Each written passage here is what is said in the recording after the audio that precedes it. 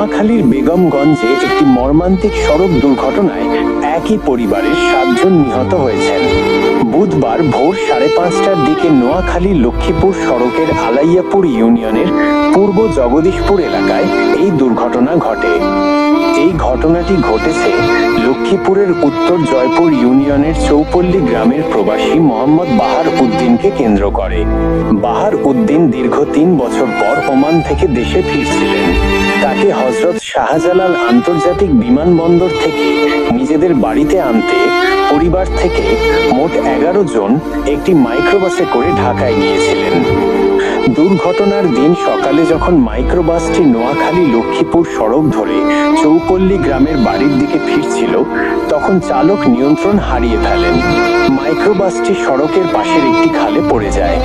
ধারণা করা হচ্ছে চালক ঘুমিয়ে পড়েছিলেন, যার কারণে এই দুর্ঘটনা ঘটে। মাইক্রোবাসটিতে থাকা 11 জনের মধ্যে চালক সহ 4 জন কোনোমতে বাইরে বের হতে পারলেও বাকি 7 জন গাড়ির ভেতরে আটকা পড়েন এবং সেখানেই তাদের মৃত্যু হয়। নিহতদের সবাই একই পরিবারের সদস্য ছিলেন। তারা হলেন বাহারের নানি ফয়জুন নেশা 80, মা খুরশিদা বেগম 55, স্ত্রী কবিতা বেগম 30, মেয়ে মিম আক্তার 2, ভাবি লাবণী বেগম 30, ভাতিজি লামিয়া আক্তার 9 এবং রেশমি আক্তার 10। এই দুর্ঘটনায় এলাকায় শোকের ছায়া নেমে এসেছে। এই ঘটনায় বাহার উদ্দিনের বাবা আব্দুর রহিম মাইক্রোবাস চালক এনায়েত হোসেনের বিরুদ্ধে বেগমগঞ্জ থানায় মামলা দায়ের করেছেন।